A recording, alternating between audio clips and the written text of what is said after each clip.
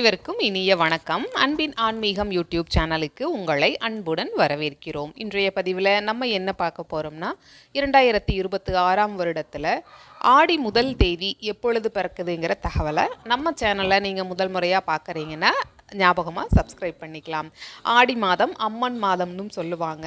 ஆடி மாதம் முதல் நாளில் ஆரம்பமாகி ஆடி வெள்ளி, ஆடி 18, ஆடி பூரம், ஆடி ஞாயிறு, ஆடி அமாவாசைன்னு சிறப்பான ஆடி மாதத்திற்குரிய தினங்கள் வந்துட்டே இருக்கும். அதே மாதிரி கோவில்களில் கூழ்வார்த்தல் நிகழ்வு முக்கியமாக கருதப்படுது இந்த ஆடி மாதத்தில்.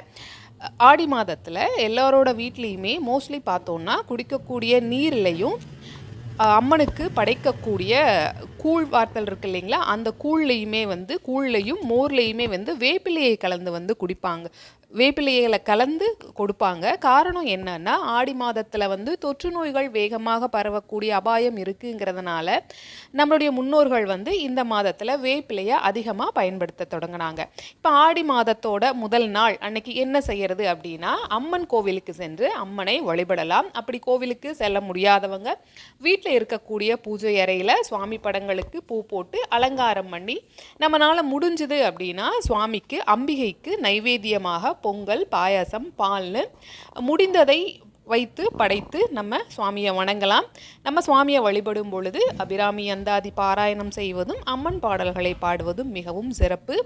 ஆடி மாதம் முதல் தேதியன்று அம்மனை வணங்குவதைப் போலவே குலதெய்வத்தையும் மனதார நினைத்து வணங்குதல் சிறப்புன்னு சொல்லியிருக்காங்க. 2026 வருடத்தில் ஜூலை மாதம் 17ஆம் தேதி ஆடி மாதம் முதல் தேதி வெள்ளிக்கிழமையன்று பிறக்கிறது. ஆடி மாதம் முதல் ஆடி வெள்ளியாகவும் இருக்கு. ஜூலை 17 ஆடி மாதம் முதல் தேதி வெள்ளிக்கிழமை. ஆடி மாதத்தில் அம்மனுக்கு சிறப்பான நைவேத்தியங்கள் நீங்கள் ஏதாவது செய்திருந்தீங்க அப்படின்னா அதை பற்றின தகவல்களை இந்த வீடியோவோட கமெண்ட் பாக்ஸில் நீங்கள் ஷேர் பண்ணலாம். ஏன்னா ஆடி மாதத்தில் மற்ற பக்தர்களுக்கு நீங்கள் கொடுக்கக்கூடிய அந்த ரெசிபி உதவிகரமானதாக இருக்கும். இப்பதிவினை இதுவரைக்கும் முழுமையாக கேட்ட உங்கள் அனைவருக்கும் மிக்க நன்றி.